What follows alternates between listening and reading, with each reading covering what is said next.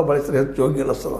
ಯಾಕಪ್ಪ ಅಂತಂದ್ರೆ ರಾಜಕೀಯದಲ್ಲಿ ಸ್ಪರ್ಧೆ ಇರಬೇಕಾಗಿದ್ರೆ ಇಲ್ಲಿ ಯಾರನ್ನು ಕೊಲ್ಲುವಂಥದ್ದು ಇಲ್ಲ, ನಾಶ ಮಾಡೋದಕ್ಕೂ ಸಾಧ್ಯ ಇಲ್ಲ. ನಮ್ಮಷ್ಟು ನಾವು ನಾಶ ಆಗಬೇಕಾಗ್ಯದ ವಿನಃ ಇನ್ನೊಬ್ಬರು ಬಂದು ನಮ್ಮ ನಾಶ ಮಾಡ್ತಾರೆ ಅಂತ ಅನ್ನೋದು ಸುಳ್ಳು ಅನ್ನೋಂಥ ಮಾತನ್ನು ನಾವು ಗಮನಿಸಬೇಕಾಗ್ಯದ.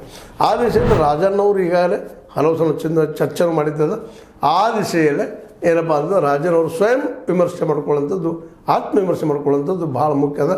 ಯಾಕಂದರೆ ಸಿದ್ದರಾಮಯ್ಯ ಮಾತ್ರ ಭಾಳಷ್ಟು ಪ್ರಯತ್ನ ಮಾಡಿದ್ದಾರೆ, ಆಗಿಲ್ಲ. ಯಾಕಂದರೆ ಸ್ವಲ್ಪ ಉತ್ತರ ಅಷ್ಟು ತೀವ್ರ ಇತ್ತು ಅವರು ರಾಜಣ್ಣವ್ರ ಶೈಲಿನ ಹೆಂಗದ ಮಾತಾಡುವಂಥದ್ದು, ಅಥವಾ ಅವ್ರು ಅದೇ ರೀತಿ ಇದ್ದಾರೋ ಗೊತ್ತಿಲ್ಲ.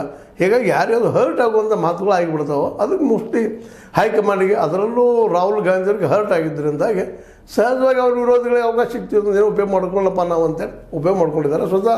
ಮತ್ತು ಇನ್ನೊಂದು ನಾವು ಗಮನಿಸಬೇಕಾಗಿದ್ದಿಲ್ಲ ಏನಪ್ಪ ಅಂದ್ರೆ ರಾಹುಲ್ ಗಾಂಧಿಯವರು ಸ್ವತಃ ವಿಚಾರಕರಿದ್ದಾರೆ, ಚಿಂತಕರಿದ್ದಾರೆ. ಇವತ್ತು ಅವರು ತಾವು ಇಡೀ ದೇಶವನ್ನು ಸುತ್ತ ಹಾಕೋದ್ರಿಂದ ಇನ್ನೂ ಇವತ್ತು ಮತ್ತಷ್ಟು ಸೂಕ್ಷ್ಮ ಆಗಿದ್ದಾರೆ ಪ್ರತಿಯೊಂದು ವಿಷಯದ ಬಗ್ಗೆ.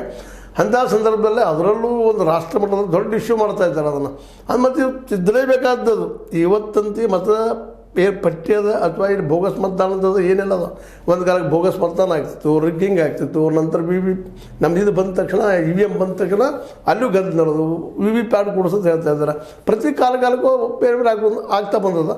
ಇವತ್ತು ಮತಪಟ್ಟಿಯನ್ನು ಅಂದ್ರೆ ಈ ಒಂದು ವೋಟರ್ ಲಿಸ್ಟನ್ನು ಬದಲು ಮಾಡುವಂಥ, ಒಬ್ಬರು 4-5 ಕಡೆ ವೋಟ್ ಹಾಕುವಂಥದ್ದು, ಸತ್ತವ್ರು ಇದ್ರು ಸಹ ಅವ್ರು ಇಟ್ಕೊಂಡು ಮತ್ತೆ ಬೇರೆದಕ್ಕೆ ವೋಟ್ ಹಾಕ್ಸುವಂಥದ್ದು, ಇವೆಲ್ಲ ಹಿಂದಿದ್ದು. ಇದು ಹೊಸದಕ್ಕೆ ಕಂಡು ಹಿಡಿದಾರೆ. ಹೊಸದಾಗಿ ಮತ್ತು ನಮಗೆ ಬೇಡ ಅಂತ ವೋಟ್ಗಳು ಯಾವ ಇರ್ತಾವೆ, ಮ್ಯಾಕ್ಸಿಮಮ್ ತಮಗೆ ಬೇಡ ಅಂತ ಯಾವುದು ಮೈನಾರಿಟಿಗಳು, ಮುಸ್ಲಿಮ್ ಕಮ್ಯುನಿಟಿ ಆಗಿರ್ಬೋದು, ಇನ್ನೊಂದು ಆಗಿರ್ಬೋದು, ಕೆಲವೊಂದು ರೆಕಗ್ನೈಸ್ ಮಾಡಿರ್ತಾರೆ ಇಂಥವ್ರು, ಕಮ್ಯುನಿಸ್ಟ್ದಾಗಿರ್ಬೋದು ಅಥವಾ ಮತ್ತಾರದು ಆಗಿರ್ಬೋದು. ಅವ್ರು ನೋಟ್ ತರವಾರ ಅಂತ ಅವರು ಅದಕ್ಕೆ ಸಂಬಂಧಿಸಿದ ವಿಚಾರಧಾರೆ ಜನರು ನಿಧಾನಕ್ಕೆ ತೆಗೆದು ಹಾಕುವಂಥದ್ದು. ಈಗಂತೂ ಸುಪ್ರೀಂ ಕೋರ್ಟ್ ಡಿಸಿಷನ್ ಕೊಟ್ಟು ಬಿಟ್ಟಿದ್ದು, ಇಲ್ಲಪ್ಪ ಆಧಾರ ಮತ್ತು ವೋಟರ್ ID ಒಂದರಿಂದ ನಾವು ನಾಗರಿಕತ್ವವನ್ನು ಫೈನಲ್ ಮಾಡೋಕ್ಕೆ ಆಗೋದಿಲ್ಲ ಅನ್ನೋಂಥ ಕಾರಣಕ್ಕಾಗಿ.